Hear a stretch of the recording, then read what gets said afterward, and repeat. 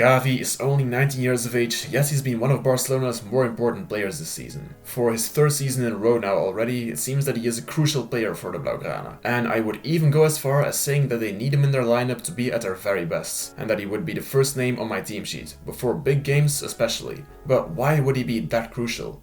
Well, that's what we'll discuss in this video, so make sure to stay tuned. First of all, let's look at Gavi's profile. Gavi has used him as an inverted left winger already, but he prefers to play as an out-and-out central midfielder, and he's usually the one who stays in midfield, while a player like Gundogan or Pedri will go more in attack with runs forward sometimes. He's really a pure interior who needs to make the ball go from defense to attack, and his qualities are perfect to do so.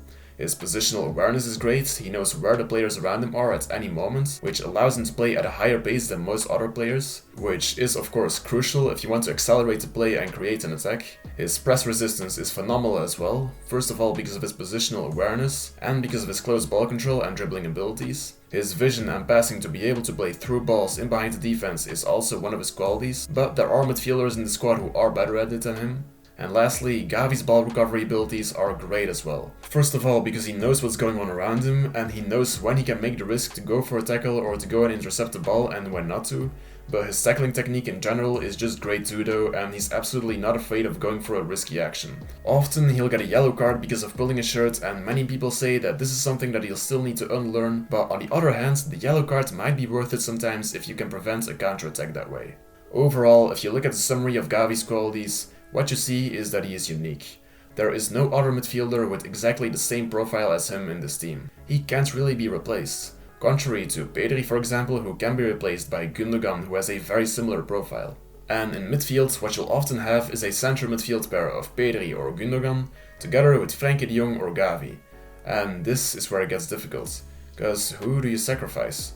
Well, it's about who you want to play in what games, cause eventually in the busy schedule of today's football, everyone will need rest sometimes, and sometimes a player might be injured, like Frenkie de Jong is right now. But I would give Gavi more game time than any other midfielder, and in the big games I would let him start. I would pick Gavi above a fit Frenkie de Jong. That might need some explanation. Well, what is Frenkie de Jong better at than Gavi? He's got better vision, he sees every run in attack, and he also has superior passing. He can easily play any possible through ball. He is simply one of the best passers in world football.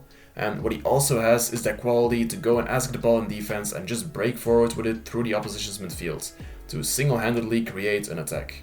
Those are all of the things that he's really better at than Gavi. He's more creative, and with him you'll end up having more chances in attack in theory. But think about Barcelona's squad right now. There are a lot of creative players in this team. João Cancelo at right back is almost a playmaker at moments and can definitely cause danger. Pedri or Gundogan are very creative players who arguably are just as good as Frenkie de Jong at vision and passing. And in attack, players like Rafinha and João Felix are very creative as well. And eventually, Gavi is still a creative player. This team has a lot of creativity from all areas of the pitch. That means that it's not something that they will lack very quickly.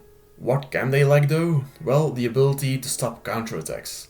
If you look at how Barcelona has conceded goals up till now this season, it is often through counterattacks. And if there is one player who might save you from conceding those type of goals, it is Gavi, because of his ball recovery qualities. So then it's just a matter of choosing. Do you choose Frenkie de Jong, who will provide you with more creativity, but you will be more prone to counterattacks that way?